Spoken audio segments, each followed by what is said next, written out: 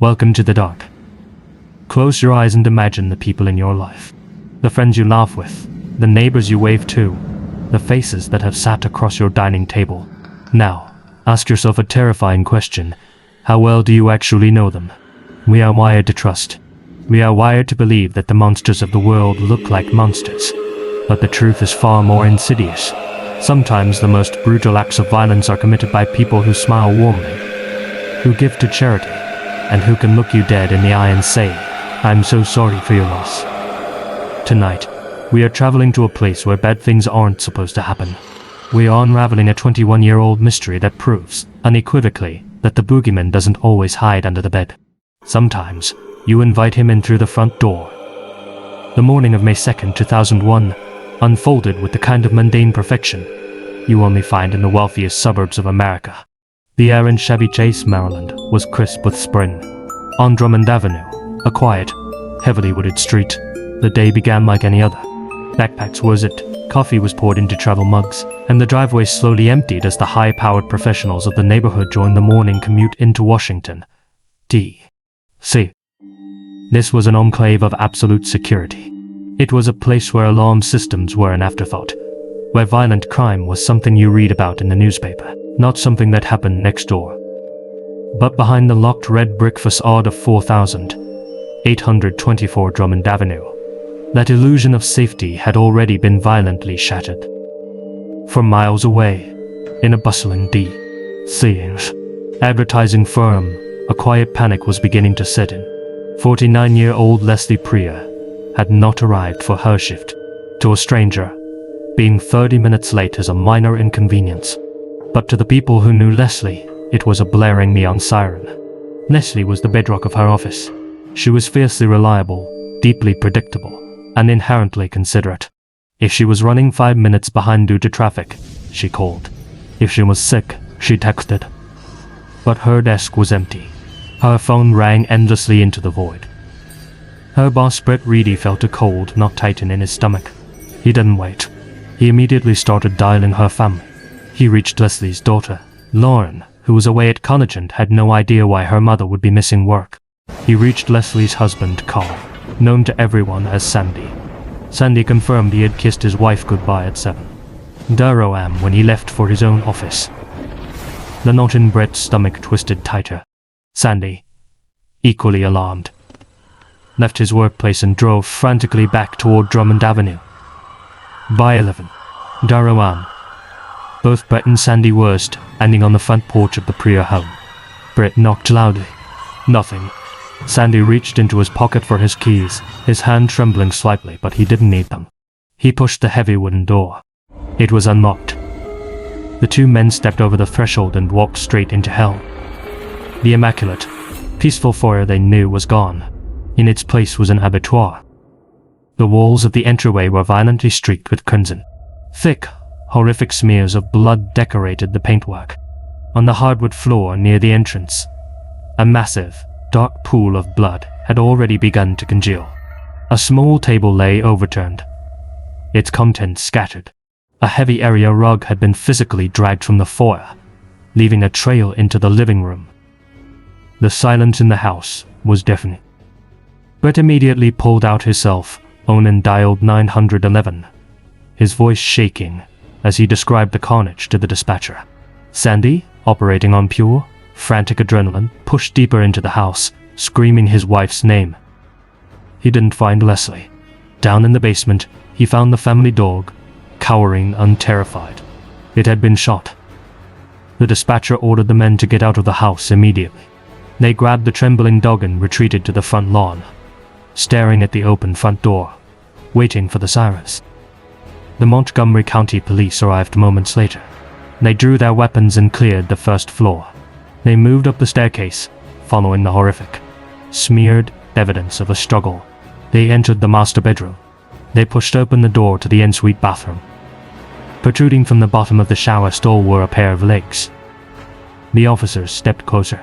Lying face down in a shallow, pooling puddle of water at the bottom of the shower was the lifeless body of Leslie Priya. The news hit the affluent community of Chevy Chase like a physical blow. Rumors swirled instantly. Could it have been a freak, tragic accident? Did Leslie slip in the hallway, strike her head, and manage to crawl upstairs to wash the wound before collapsing? The medical examiner quickly and brutally laid those rumors to rest. The autopsy read like a document of pure rage. Leslie had not fallen. She had been subjected to a savage, sustained beating. The coroner documented 7 distinct, deep lacerations across her scalp. Injuries entirely consistent with her head being repeatedly, violently slammed against a hard surface. Her torso was painted with deep, dark bruises. And around her throat, the beat Kyle hemorrhaging told a horrifying story. She had been strangled. The detectives reconstructed the nightmare. The killer had attacked Leslie in the foyer. He had battered her head against the hardwood floor and the sharp edge of the shoe molding near the front door, creating the massive blood pool.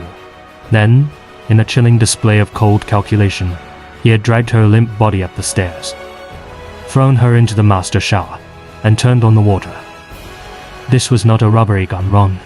This was an execution, followed by a frantic, desperate attempt to wash away the evidence. Forensic technicians sprayed the house with chemical reagents. The house lit up like a Christmas tree. The chemicals revealed the ghosts of a frantic cleanup. Massive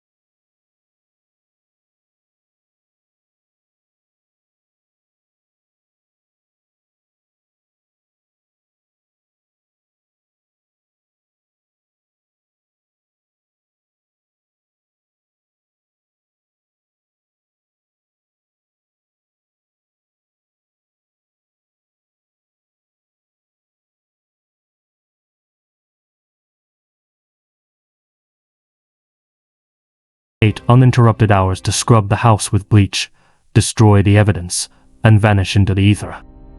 He didn't account for Leslie's impeccable punctuality. He didn't account for Brett Reedy calling Sandy. When Sandy and Brett arrived at 11:00 am, the killer had only been in the house for, at most, 3.5 hours.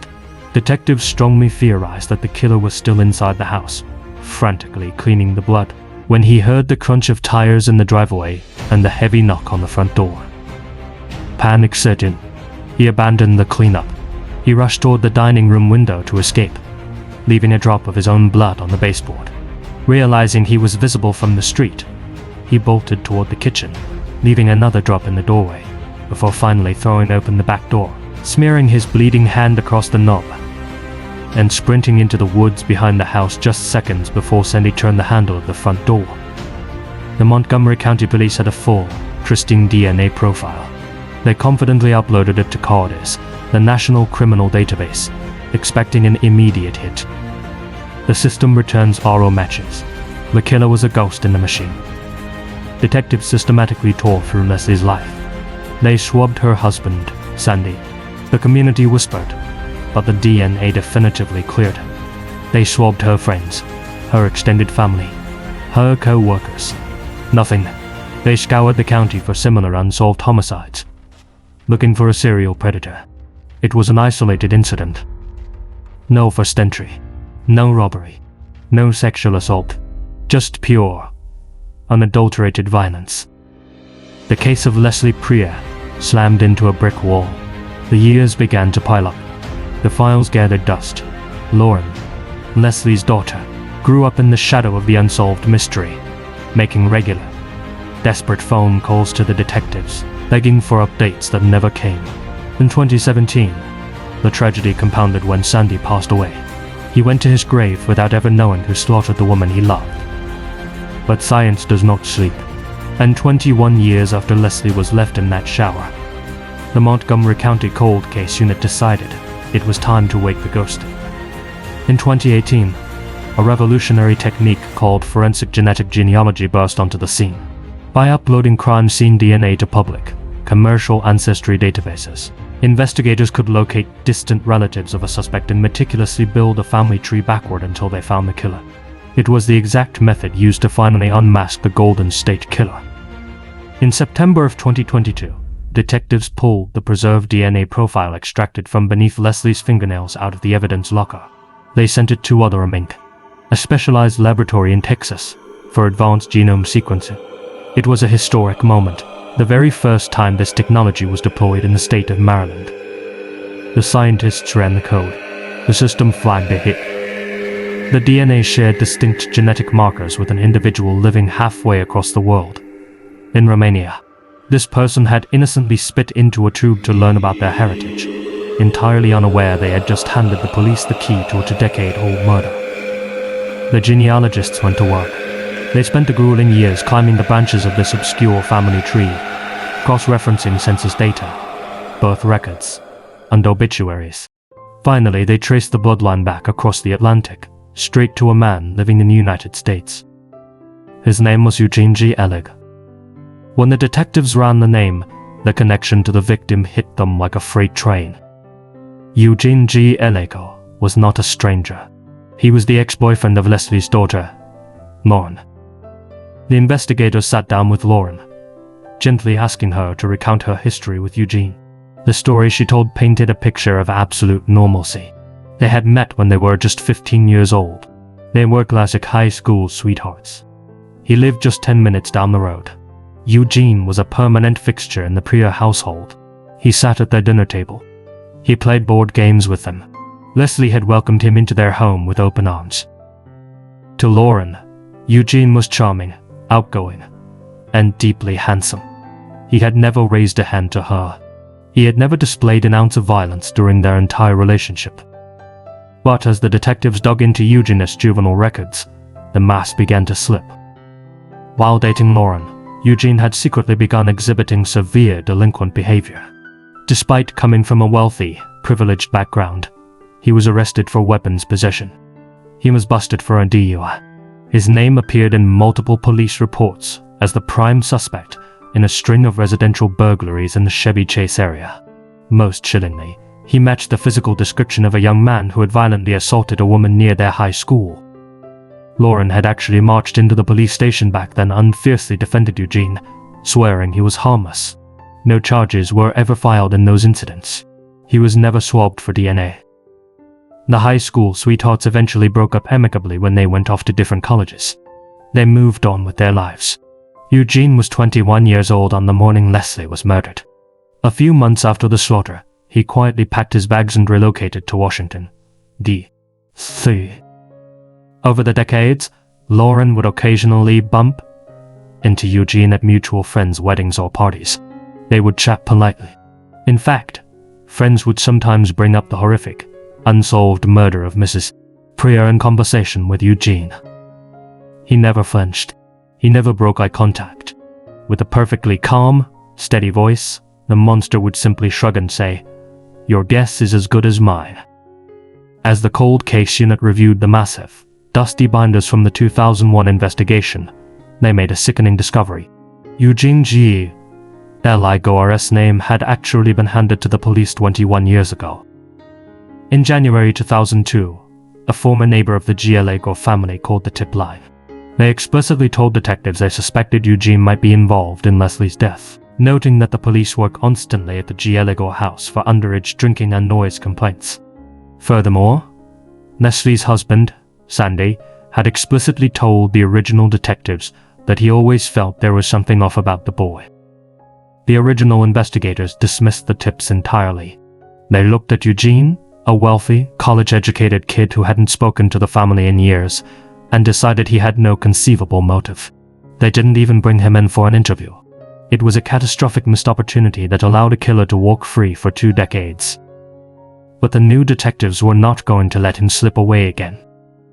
They located the 44-year-old Eugene living in a luxury apartment in the trendy U Street corridor of Washington, D.C. In a dark twist of irony, Eugene was now working as an account executive for a firm that specialized in high-tech surveillance equipment. The police were watching him, but they couldn't just kick his door down. They needed irrefutable proof. They needed his DNA to legally match the profile from the crime scene. They decided to set a trap. On June 9, 2024, Eugene landed at Dulles International Airport after a European vacation. As he approached customs, agents quietly flagged him for a routine secondary screening. He was escorted into a sterile, windowless room. The agents kept him waiting just long enough for the travel fatigue to set in. Sitting on the table in front of him were several sealed, plastic water bottles. Eugene, completely oblivious to the snare, reached out, cracked the seal on a bottle, and took a long drink. The agents concluded the fake screening and told him he was free to go them. Detectives watched the surveillance monitors like hawks as Eugene walked out of the room, casually tossing the half-empty water bottle into a hallway trash can. The moment he was out of sight, an agent retrieved the bottle with gloved hands. It was rushed to the lab. The results came back. A perfect, indisputable match. The DNA on the rim of the water bottle belonged to the exact same man who left his blood in the kitchen doorway. The man whose skin was ripped off by Leslie Prier as she fought for her last breath was Eugene G. Ellig, or... On June 18, 2024, heavily armed U.S. Marshals swarmed Eugene outside his D.C. apartment complex. He was holding a cup of coffee, casually scrolling through his phone, when they slapped the cuffs on his wrists. He was dragged into an interrogation room. What followed was a masterclass in sociopathic deflection. Detectives sat across from him and began slowly tightening the noose. They asked him about his relationship with Leslie. He calmly, almost bored lie, denied ever having any contact with her after he and Lauren broke up. Then, they dropped the hammer. From the crime scene, the detective stated, "We have DNA from the person who was there when Leslie died. So there's Leslie's blood all over the place, obviously. But then there's also another DNA profile that was picked up from the crime scene." Eugene's demeanor instantly shifted. The calm mask began to crack. He immediately went on the defensive, acting deeply offended that they hadn't just called him on the phone to chat. The detective leaned forward. "We actually have a sample of your DNA, and it was compared to the crime scene DNA, and it matched. So we know that you were there at the time when Leslie died." Eugene blinked. "I never gave a sample of DNA." "That's correct," the detective replied coldly. "We obtained the sample from a discarded water bottle that you drank out of bottle. So you were followed. Your DNA matches the crime scene DNA." Eugene began to stammer. He invoked the classic defense of the guilty cornered by science. "I don't know what to say. I am not. I have no recollection. I have no memory. I don't know what to say." He requested a lawyer, but the detectives weren't finished watching him squirm. They noted his entirely flat, emotionless reaction to being accused of a brutal murder. "There's no tears coming out of your face," the detective observed bluntly. Eugene scoffed, leaning back in his chair. "I'm very dry right now. I'm parched. I'm dehydrated. You're probably seeing my eyes are bloodshot red because I'm just tired and drained. You want me to drink water so I could tear? Like, what the fuck is wrong with you?" "I'm just trying to say that this seems a little put on," the detective fired back. Eugene launched into a theatrical tirade, accusing the police of assuming he was guilty until proven innocent, aggressively demanding to know how his blood got into the house if he didn't remember being there. The detective stared at him with absolute disgust. "The only person that knows is Leslie, and she can't tell us." Eugene was officially charged with first-degree murder. The arrest sent shockwaves through his social circle. To his current friends and neighbors, Eugene was a zen, happy, and positive person. He was a guy who donated to charity and focused on personal growth. A former co-worker told the press he couldn't imagine Eugene hurting a fly. But others finally felt validated in their unease. One colleague admitted that if you challenged Eugene, the zen mask dropped, and he became a giant, condescending prick. One of his ex-wives revealed a terrifying history of aggression, describing how he would violently punch holes in walls and throw objects during arguments. Even his own brother had quietly confessed to friends that he was terrified Eugene might one day snap and hurt him. But no one was more shattered than Lauren. The realization that she had shared her bed, her secrets, and her family with the monster who butchered her mother was a psychological trauma beyond comprehension. When Lauren had originally broken the news of her mother's horrific murder to Eugene decades ago, he had wrapped his arms around her, held her tight, and whispered, "I'm so sorry." When she saw him at a restaurant just months before his arrest, he was completely normal. He didn't seem weird, Lauren later told reporters, her voice hollow. And how you can look someone in the eye, knowing that you committed this crime and act like nothing happened, is pretty unreal. Eugene's performance finally ended in May of 2025. Recognizing the absolute certainty of the DNA evidence, the 45-year-old accepted a plea deal. He pleaded guilty to second-degree murder, legally admitting to beating and strangling Leslie to death, but successfully arguing the attack was not premeditated. He now faces a maximum of 30 years in prison. But the confession did not bring the one thing the family desperately needed: an explanation. Why? Why did a 21-year-old boy walk into the home of a woman who had cooked him dinner, who had taken him on vacations, and savagely beat her to death? The prosecution theorizes it was a crime of opportunity that spiraled out of control. Remember the string of unsolved burglaries from his teenage years? Eugene knew the Priya house intimately. He knew the layout. He knew where the valuables were kept. The prevailing theory is that Eugene, desperate for cash or a thrill, broke into the house that Wednesday morning, assuming the wealthy family was at work. He didn't bring a weapon because he didn't plan to kill anyone. But Leslie hadn't left for the bus yet. Eugene stepped into the foyer and came face to face with his ex-girlfriend's mother, a woman who knew exactly who he was at, a woman who could end his life with one phone call to the police. When backed into a corner, Eugene's ex-wife testified. He lashed out. Panic ignited his dormant, violent rage. He attacked her with his bare hands, utilizing the environment, the floor, the molding, to silence her permanently. Once she was dead, the reality of the blood set in, and the frantic, aborted cleanup began. It is a terrifyingly plausible theory, but it remains just that, a theory. Eugene G. Eligo has refused to utter a single word of explanation. He has offered no motive to the police, no confession to the court, and no apology to the family he destroyed. On August 28, 2025, Eugene will stand before a judge to be sentenced. Lauren and her family will be sitting in the gallery, praying that after 24 years of silence, the monster will finally explain why he turned their perfect spring morning into a slaughterhouse. Thank you for walking into the dark with me tonight. Be careful who you invite inside. Keep your doors locked. And I will see you all again very soon. Have you ever found yourself standing on a crowded train platform, or perhaps waiting in line at a bleak, fluorescent lit post office, and your eyes drift over to the bulletin board? There, staring back at you, are the faces, the most wanted, the ghosts of society.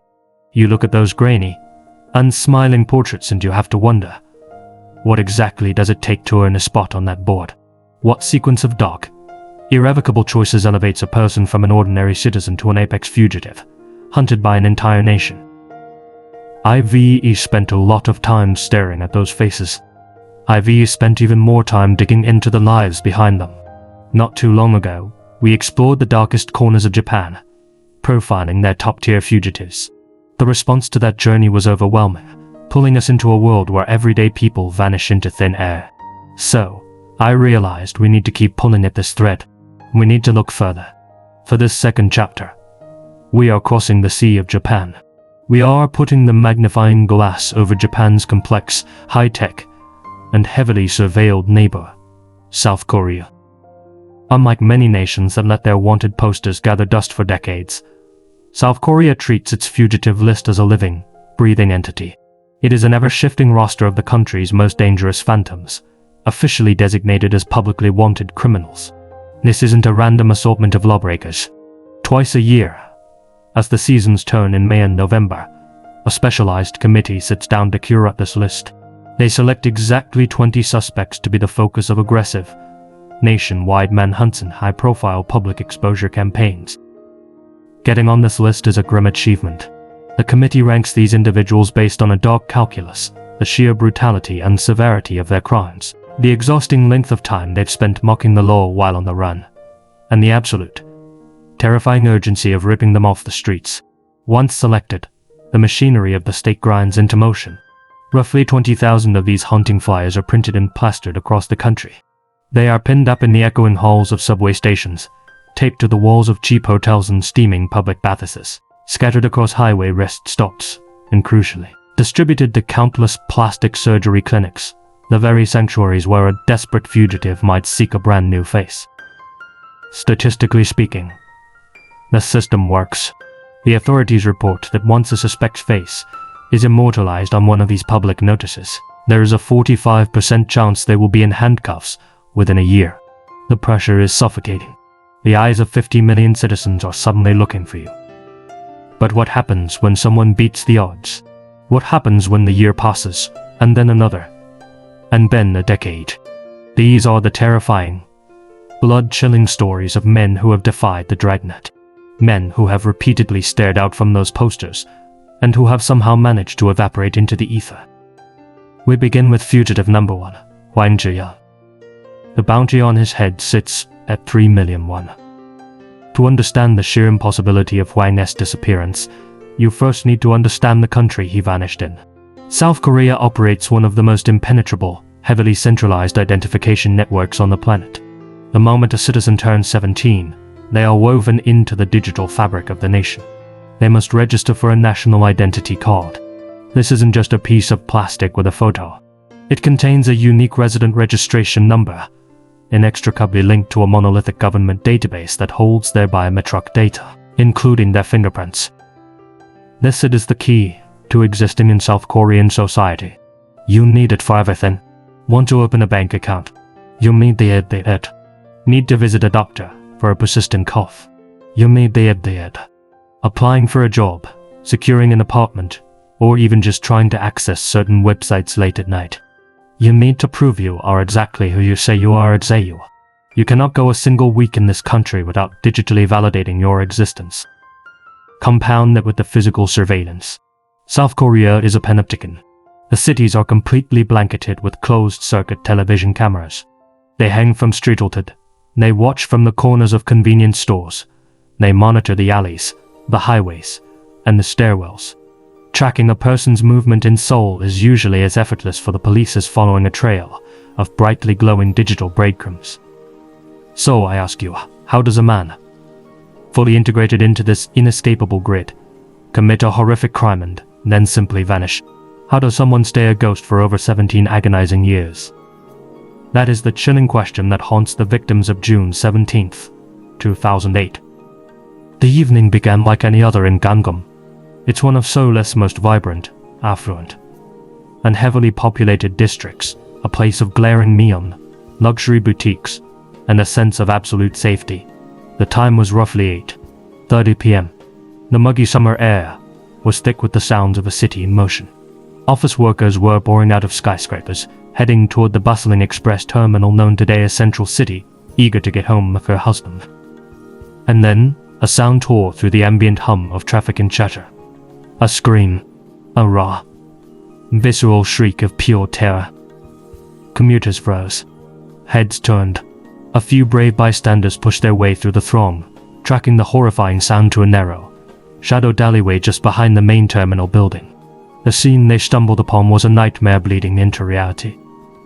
Lying crumpled on the unforgiving asphalt were two people. A 32-year-old woman who we will call Miss K, and her 33-year-old boyfriend, Mr. A-year-old boyfriend. The ground beneath them was slick with blood. A figure moving with the frantic, terrifying energy of a wild animal had just unleashed a massacre. The attacker had plunged a blade into both of them over a dozen times, each. Before anyone could even process the horror, the assailant sprinted out of the alley and hurled himself across a chaotic 8-lane road, weaving through speeding headlights, dodging death by inches, until he disappeared into the city's labyrinth. In the chaos, the shadows, and the sheer panic of the moment, no bystander managed to get a clear look at his face. Sirens wailed in the distance, growing louder until paramedics swarmed the alley. Both victims were loaded into ambulances, their lives fading with every passing second. By the time homicide detectives arrived at the hospital, the grim reality of the situation set. Miss K had slipped into a deep, dark coma. She was completely unresponsive. Her partner, Mr. B, however, was clinging to the edge of consciousness by his fingernails. He was bleeding out, agonizingly close to the abyss. The detectives crowded around his gurney, a metallic smell of blood heavy in the air. They knew he was fading. They leaned in close, begging him, pleading with him to summon whatever microscopic shred of strength he had left. They needed a name. Mr. B writhed in excruciating pain. His chest heaved, his breath shallow and dragged. Through gritted teeth and a groan of absolute agony, he managed to force out a single, damning sentence. It was Kay's ex-husband, Wang Zhuyong. Tragically, Miss K's injuries were too severe. She would pass away shortly after the brutal ambush, her life stolen in a filthy alleyway. But miraculously, against all conceivable medical odds, Mr. B would survive. The killer's blade had plunged into his chest over and over, but one specific thrust had missed his heart by mere millimeters. Had that blade shifted just a fraction of an inch, Mr. B would have died on that asphalt, and the identity of the Gangnam Phantom would have remained a mystery, costing detectives precious weeks. So, who was the monster who fled across that 8-lane highway? Born in 1975, Wang Zhuyong grew up in the quiet, unassuming hometown of Jinjinmayan. He was a man of many faces, drifting through a bazaar resume of occupations. He worked as a broker for agricultural machinery. He drove a taxi through the neon-lit streets. He even climbed the ranks as an executive in a predatory multi-level marketing pyramid scheme. Wang possessed a dangerous superpower, the gift of the gabon. He was a chameleon, dripping with charisma when he needed to be. He knew exactly how to reel people in, how to manufacture a false sense of intimacy, and how to command unwavering loyalty from the very people he was actively scamming. But beneath that slick, talkative exterior lurked a volatile darkness. He was reckless. He was deeply hot-tempered. He was the kind of man who would fly into a blinding rage over the slightest perceived insult. He was a powder keg, waiting for a spark. Huang met Kay, the woman who would eventually mother his child, sometime in the mid-1990s. Initially, Kay was captivated. Huang was overwhelmingly confident, and physically, he was an imposing force. Standing at roughly 5'11", quite tall by Korean standards at the time, he was built like a tank. He carried the dense, muscular frame of a man who spent his time striking heavy bags, boasting a background in the brutal martial art of Muay. Yet for all his physical dominance and smooth, talking bravado, underneath the surface, Huang was profoundly fragile. He was a deeply insecure, possessive man-child who viewed the people in his life not as human beings, but as his personal property. They married in 1997. From the moment they exchanged vows, the relationship was a nightmare. It was wildly turbulent, punctuated by terrifying outbursts and reports of severe abuse. Kai endured 3 years of this torment before she finally broke away, and they separated. But the toxic pull was strong, and they briefly reconciled for the sake of their young daughter. It was a mistake. The second attempt at marriage was just as poisonous and unstable as the first. By 2003, the relationship fractured permanently. They finalized their divorce, with Huang coldly walking away, declaring to Kay, "I want to marry someone else." That wasn't just a cruel parting shot. It was a confession. For years, throughout his marriage to Kay, Huang had been living a double life. He had been secretly entangled in a passionate affair with another woman, known as P.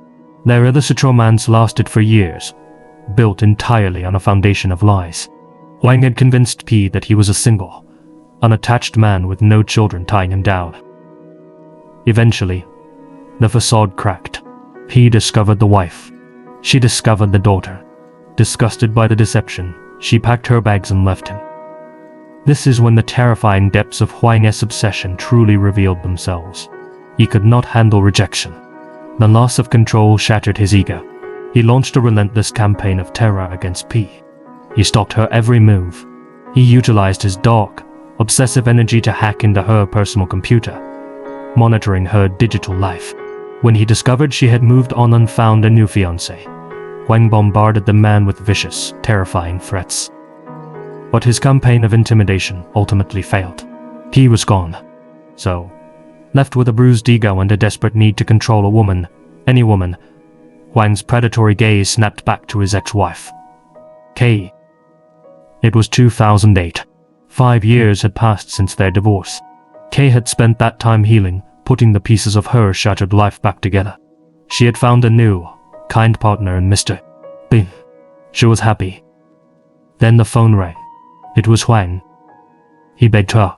He pleaded for another chance, spinning a web of lies about how much he had changed, how he was a new man. Kay, recognizing the trap, firmly refused. She wanted nothing to do with him. But for a man like Huang Juyan, no was not a word he comprehended. Ignoring him was not an option. He always got his way. The escalation was rapid and terrifying. Just days before the alleyway slaughter, Huang dialed the police and initiated a horrifying psychological game. He frantically reported a fake emergency, telling dispatchers, "My wife left home saying she was going to end her own life. She won't answer the phone. I demand that you trace her whereabouts and give me her exact location." The police, thankfully, didn't bite. When the authorities failed to hand over K.'s location, Huang escalated. He hired a private investigator to hunt her down. When the pie came up empty-handed, Huang resorted to the most sickening tactic of all. He weaponized his own flesh and blood.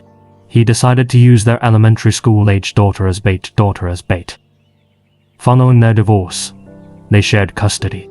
Huang drafted a desperate, manipulative email to Kay. He claimed his life was falling apart. He said he had lost his job, was drowning in crippling debt, and was entirely incapable of caring for their child. He begged Kay to take the girl temporarily. It worked. Kay, entirely motivated by the love and safety of her daughter, agreed to speak with him. Huang followed up with a tense, 13-minute phone call. They agreed to a time and a place to make the exchange. But Huang had no intention of handing over his daughter and walking away. He was preparing for a bloodbath. Just after 8:00 p.m. on June 17th, Huang pulled his blue Hyundai New Porter into the subterranean parking garage of the Seoul Express bus terminal. The air down there was stale, smelling of exhaust and damp concrete. He parked the vehicle. He looked at his young daughter sitting in the passenger seat. And then, he left her there. Huang reached into his belongings and pulled out a disguise, a wig. He secured it over his hair, transforming his silhouette. He walked up into the humid evening air and slipped into the shadows of the designated alleyway. He waited in the gloom like a spider. But as he watched the mouth of the alley, his twisted fantasy hit a snag. He saw his ex-wife, Kay, walking toward the meeting spot. But she hadn't come alone. Beside her walked a man. Her new boyfriend, Mr. B. Huang watched from the darkness as the couple stood face to face, conversing in hushed, serious tones. They were likely discussing him, warning each other about his volatile temper, reminding each other to keep their guard up. They were right to be afraid. The sight of Kay with another man triggered an atomic explosion within Huang's psyche. The possessive rage consumed him entirely. He reached into his pocket and gripped the cold steel handle of a butterfly knife. Bursting from the shadows, his wig masking his features, Huang closed the distance in seconds. He didn't even speak. He lunged directly at Mr. B like a missile, the blade flashing under the neon lights. He drove the knife into Mr. B's stomach and chest 14 separate times. The sheer violence of the onslaught dropped Mr. B to the pavement instantly.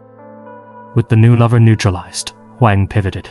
He grabbed his terrified ex-wife, wrapping his thick, muscular arm around her throat in a chokehold. He began to drag her backward, plunging the blade into her chest and abdomen, 18 times. Leaving them both to bleed out on the dirty concrete, Huang vanished into the city. When authorities finally located his blue Hyundai in the underground lot, they found his daughter, unharmed but abandoned. But it was what they found in the back of the vehicle that chilled them to the bone. Huang had packed a terrifying arsenal, heavy hammers, assorted hunting knives, and a shovel. This was not a crime of sudden, blind passion. He had planned to take Kay somewhere isolated. He had planned to dig a grave. It was only the unexpected presence of Mr. B that forced him to execute the slaughter right there in the city. The manhunt was instantaneous, but Huang was already moving like a phantom. CCTV footage from the following day painted a picture of a man attempting to scramble the police's radar. He was seen behaving erratically across the sprawling subway network. He rode lines back and forth, transferring at random, traveling to distant, obscure stations, and loitering on the platforms for 40 to 50 minutes at a time before moving again. It was a calculated effort to lay down a chaotic, impossible-to-follow trail. During this frantic evasion, he made a phone call to Miss K's own brother. His voice was chillingly calm. "Please take care of my daughter," he instructed his former brother-in-law. "I'm going to disappear." He made another call, this one to a close friend. The tone of this conversation was entirely different. Huang sounded jovial, arrogant. He boasted through the receiver, "I don't even understand how so many criminals get caught. I'm confident I won't be." 17 years later, his arrogant prophecy remains unbroken. The last time the unblinking eye of a security camera captured Huang Zhuyan, he was walking out of Pungnam Station. After that, nothing. Total digital silence. Detectives ripped apart what they call his life actions. They audited his bank accounts, pulled his credit records, tracked his transportation cards, and monitored his mobile devices. The footprint went completely dark. It was as if he had stepped off the edge of the earth. There was, however, one final, taunting breadcrumb. 3 weeks into the massive nationwide manhunt July 10th, the door to a smoky, dimly lit internet cafe swung open. This cafe was terrifyingly close to the original crime scene in Gundam. A man walked in. He approached the counter and registered for a computer terminal using a national ID card under the name Lee Bum-jun. This particular internet cafe, unlike the streets outside, did not have internal security cameras, but the digital logs told the police everything they needed to know. The moment this Lee Bum-jun sat down at the sticky keyboard, he navigated straight to Huang Zhuyan's personal email inbox. It was him. Huang sat in that darkened room, bathed in the glow of the monitor, and typed out messages to his closest friends and family. The emails were chillingly self-aware. He wrote that he would never be found. He explicitly stated that he knew the police would be reading these very emails, mocking their inability to catch him. Investigators traced the resident registration number on the ID card he used. It didn't belong to a Lee Bum-jun. It belonged to a local female entertainment worker, a polite term often used in Korea to describe women working in illicit, underground, nightlife establishments. How did Huang, a wanted murderer, get his hands on her ID? Police suspect that during his weeks on the run, he may have slipped into the criminal underworld, romancing or manipulating a woman at a shady hostess bar into helping him ghost the system. They also combed through his browser history from that internet cafe session. Before logging out, Huang had navigated to a job recruitment portal, specifically browsing listings for hard, manual, agricultural labor.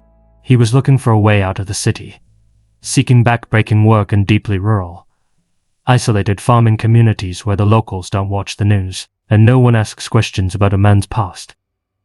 The police squeezed his inner circle. They holed in his friends and relatives, interrogating them for hours. But Huang commanded a strange, fearful loyalty. His network remained fiercely uncooperative, lips sealed tight. Detectives tried another angle. They knew Huang suffered from debilitating liporycite. He absolutely required prescription lenses to function. They printed thousands of his wanted flyers and blanketed opticians and eye clinics across the entire peninsula. They waited for the phone to ring. It never did.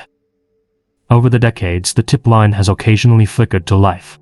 Callers swore they saw the fugitive driving a cab in a coastal town or hauling bricks on a construction site in the provinces. But every time the strike teams moved in, the man they cornered was just an innocent civilian with an unfortunate resemblance to a monster. 17 years. How does a man survive in the most heavily surveilled digital fortress on Earth for almost 2 decades? Criminal profilers and investigators have narrowed it down to 4 main theories. Theory number 1. the mountain man. Huang was known to be an avid outdoorsman. Some speculate he fled into the dense, unforgiving mountains that cover much of the Korean peninsula, living off the land, completely detached from society. But behavioral experts heavily doubt this. Huang was a narcissist. He treated people like garbage, yes, but he needed people. He was extroverted, social, a talker. Profiles argue that a man with that specific psychological makeup would mentally break if forced into total isolation. Eventually, the crushing loneliness would drive him out of the woods and back into the neon glow of a city. Theory number 2. The smuggler's route. Did Huang flee across the sea? Escaping via the Yellow Sea to China is a well-known, albeit incredibly dangerous, ghost route for desperate fugitives. The coastal patrols are notoriously porous, and history is rife with corrupt officials willing to turn a blind eye for a fat envelope of cash. But escaping by boat requires deep connections in the criminal underworld, a trustworthy broker, and a massive amount of liquid cash, sometimes upwards of $40,000. Huang was reportedly broke. Police found absolutely zero evidence of communication with known smuggling rings. Yet, this theory is the only one that perfectly explains why his digital ghost has never triggered a single alarm inside Korea. Theory number 3. The watery grave. Many believe Huang Zhuyan is no longer breathing. His own mother has publicly stated she believes her son is dead. She even consulted shamans and psychics, who told her a chilling vision. Huang had stumbled into a deep, dark body of water and drowned, his body pulled out to sea. Without a corpse, it remains a theory, but suicide after a crime of passion is incredibly common. And finally, theory number 4. The most terrifying and perhaps the most likely. He is hiding in plain sight, protected by a network of silence.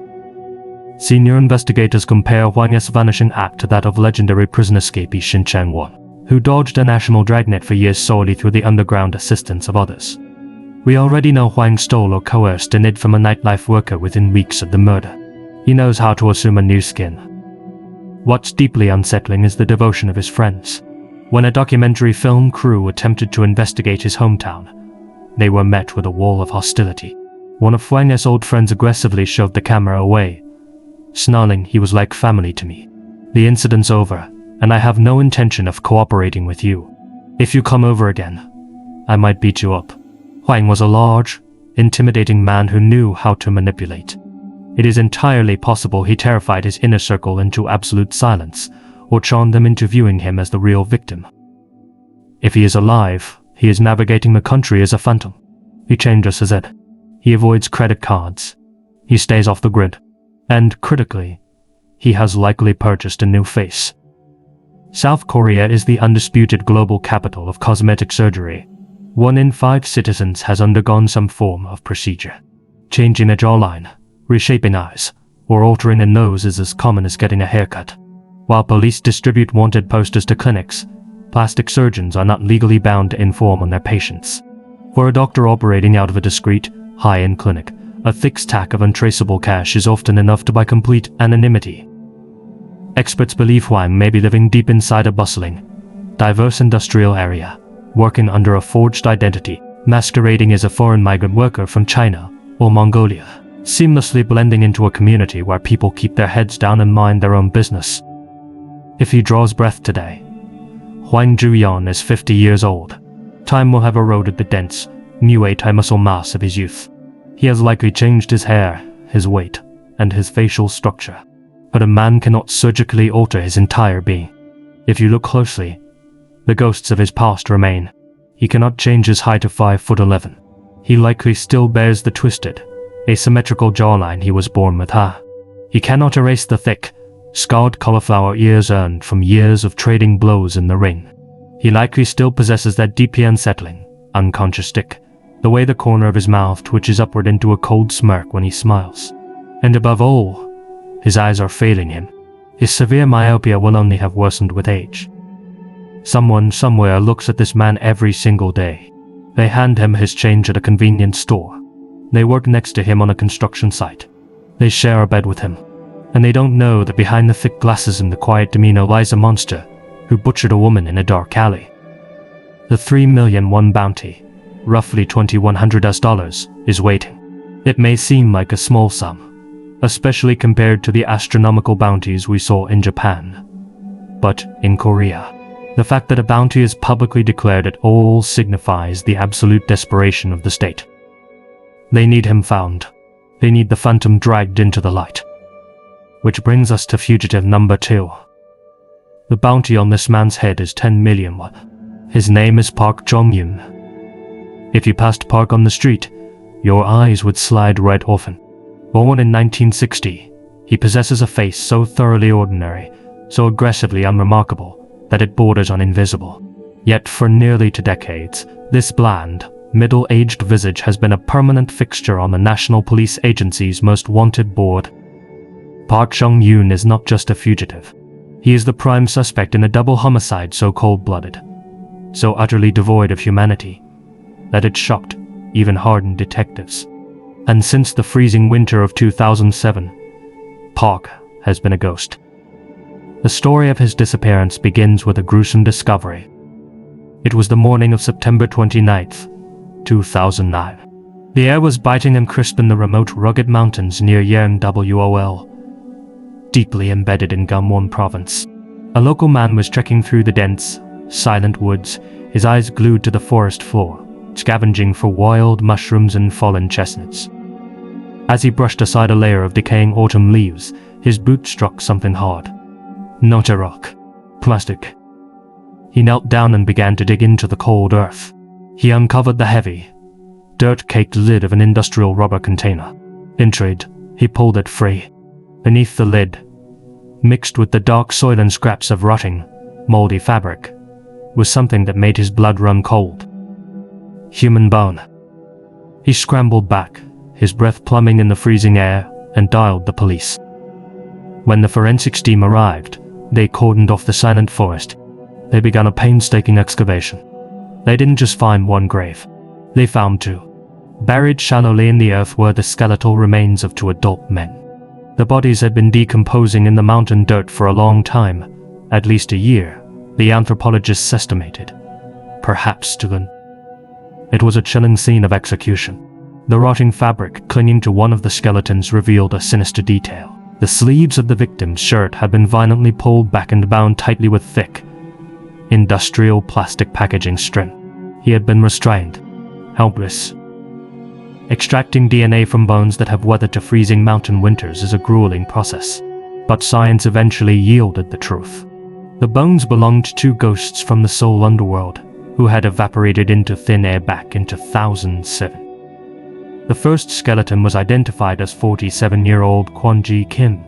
The second belonged to his 52-year-old muscle, a man named Pang Soya-bio. In the neon-drenched, smoke-filled backrooms of Seoul, these 2 men were infamous. Mr. Kim was a high-rolling loan shark, a man who floated immense sums of illicit cash to desperate people. Mr. Oh was his shadow, a towering, fiercely loyal bodyguard. On the streets, they were known simply as the lender and the organizer. They were apex predators in the illegal, underground gambling circuits. When they vanished in 7, the criminal grapevine whispered that they hadn't just skipped town. The word on the street was abduction, and the street was right. This case is a bitter pill for the South Korean police. They are frequently dogged by accusations of staggering incompetence, and the Yeongwol discovery is a textbook example of why. Had detectives properly scoured the area back when the men first went missing, they wouldn't have had to wait 2 years to find the bodies. In late 2007, investigators actually found Mr. O's discarded jacket and Mr. Kim's leather wallet lying in the dirt at this exact mountain location. Yet, inexplicably, they failed to dig. They packed up the wallet and the jacket, entirely missing the 2 corpses rotting just inches beneath their boots. Because they lacked bodies, the prosecutors refused to issue arrest warrants. They had the prime suspects in their crushers back in 2007, but without corpses, their hands were tied. Those suspects were a 34-year-old disgruntled office worker named Nam Gang-shin and a 49-year-old taxi driver named Park Jong-yoon. The digital trail was damning. Cell phone tower pings and call logs definitively proved that Park and Nam were the very last people on Earth to communicate with the loan shark and his bodyguard before their phones went dead forever. And the motive? It was older than time. Money. Specifically, a notion of debt. Park Jong-yoon was not just a taxi driver. He was a degenerate, habitual gambler. He chased the rush of the dice and the turn of the card until it consumed his life. He was drowning in an unfathomable debt to violent crime syndicates, nearly $500,000, roughly equivalent to $350,000 at the time. Men had been killed for far less. His younger associate, Nam Gang-shin, was sinking in the exact same quicksand.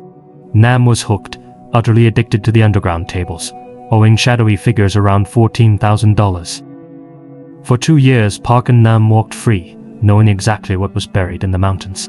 But the moment the mushroom forager brushed away those leaves in 2009, the clock ran out.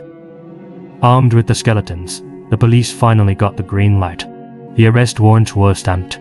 Detectives launched a covert, 2-month surveillance operation, watching the suspects from the shadows. They moved in on Nam first. It was an ordinary morning. Nam was walking to his office job, a slight bounce in his step, actually humming a cheerful tune to himself. He thought he had gotten away with murder. Then, the plainclothes detective stepped into his path. The humming stopped. The color drained from his face as the cold steel cuffs clicked around his wrists. He tried to maintain composure, but the terror broke him. In the back of the unmarked police cruiser, on the long drive to the precinct, Nam's hands began to shake violently. He buried his face in his palms and began to sob uncontrollably. They had won. Now, they needed the mastermind. The strike team kicked in the door to Park Jong-yoon's residence, but the apartment was silent. The taxi driver was gone. He had vanished like smoke. Back in the interrogation room, Nam Gang-shin sat in stony silence, refusing to utter a syllable until his defense attorney arrived. But the police had him cornered. The CELTAR data, the financial records, the timeline. It was an ironclad trap. Realizing he was staring down the barrel of a life sentence, Nam's resolve crumbled. He cut a deal. In exchange for leniency, he agreed to sell. He laid out a tale of desperation, greed, and cold-blooded butchery. The tragedy was born in the shadows of Seoul's illegal gambling dens. While casinos are heavily restricted in South Korea, the hunger for gambling is rampant. Millions of citizens chase the dragon in illicit, smoke-filled basement rooms. It was in one of these miserable, windowless dens that Nam, the office worker, and Park, the taxi driver, first crossed paths. Despite a 15-year age difference, they recognized the same pathetic desperation in each other's eyes. They were losers, united by their terrible luck and their crushing debts. Nam described it to the detectives. You know how you sometimes find people who match your betting style in those places. Normally they're called fellow investigators. Well, that was us. They became partners in misery. They traveled together to Gangwon-land, the sole casino in the country where Korean citizens are legally permitted to gamble. They stood shoulder to shoulder at the tables, watching their miserable paychecks evaporate, hallucinating about the one miraculous, golden jackpot that would wipe the slate clean and save them from the mobsters breathing down their necks. In April of 2007, they thought their prayers had been answered. During a particularly tense, high-stakes underground game, Park struck up a conversation with a massive, imposing man who was playing off the clock. It was Mr. Oh, the bodyguard. The criminal underground is a small world, and rumors spread like a virus. The whisper echoing through the dim alleyways of Seoul was that O's boss, the loan shark Mr. O's boss, Kim, didn't trust banks. The rumor was that Kim drove around the city with an unimaginable fortune locked inside the trunk of his sleek Mercedes-Benz. Stacks of bundled currency, totaling perhaps 200 million won. Park and Nam heard the whispers. And if this story teaches you anything, it is that the sheer, suffocating desperation of debt can rot a man's soul, turning an ordinary taxi driver into a monster willing to do the unforgivable. The trap was set on the bitterly cold evening of December 11th, 2007. Park picked up his phone and dialed the bodyguard. Mr. Helm. He invited him over to a drab, claustrophobic semi-basement room they frequently utilized for private, unregulated card games. It was a bleak space, smelling of stale cigarette smoke and desperation. When O ducked his large frame through the doorway, Park didn't deal the cards. Instead, he laid out a devil's bargain. He told the bodyguard he knew about the money in the Mercedes.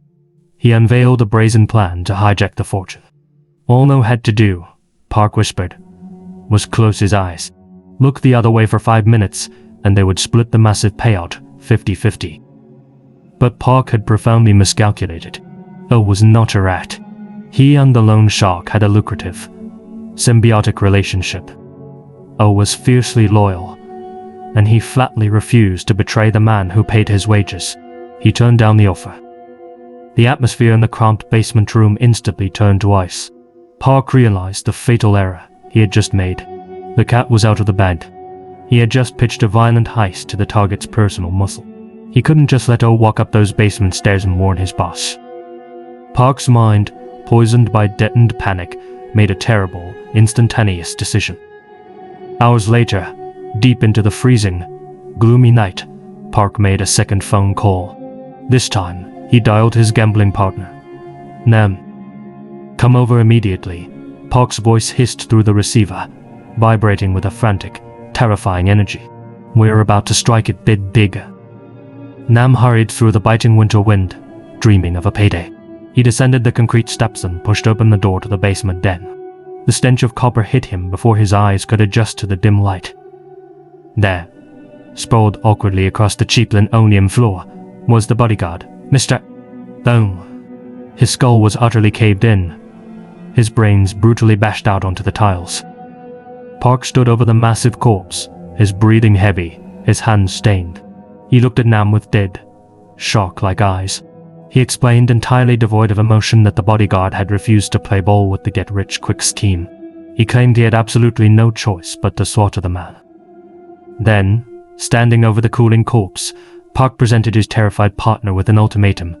"Help me steal the loan shark's money, or else." Nam stared at the blood on the floor. He looked at the heavy, blunt weapon in Park's hand. He realized he was trapped in a cage with a predator. He felt he was in absolutely no position to negotiate. He nodded his head. The duo shifted into a cold, clinical mode of operation.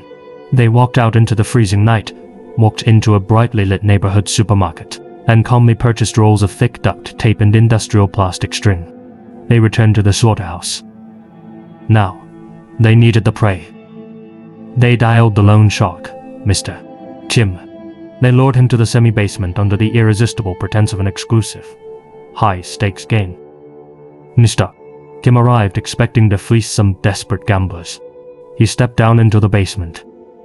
The very first thing his eyes registered was the horrifying sight of his invincible bodyguard, dead on the linoleum. The trap snapped shut. Before Kim could scream, before he could turn and run, he heard the heavy deadbolt slide into place behind him. Nam had locked the door. Park lunged. He swung a brutal, haymaker fist, connecting solidly with Kim's jaw, dropping the wealthy loan shark to the bloody floor. The grand heist, the legendary fortune in the trunk of the Mercedes. It was a ghost story, a myth. The two killers tore through Kim's pockets. They didn't find millions. They found a pathetic sum of $300,000 in cash, about $250. They stripped the expensive wristwatch from his trembling wrist. They pulled a single credit card from his wallet. Standing over the terrified, bleeding loan shark, Park leaned down, demanded the PIN number. Kim, staring at the corpse of his friend, stammered out the digits. The moment the numbers left his lips, his usefulness ended. Park grabbed Kim by the hair, pulled his head up, and viciously drove his knee into the man's face, over and over, until the loan shark's eyes rolled back into his bruised skull, and he slipped into a dark, unconscious void.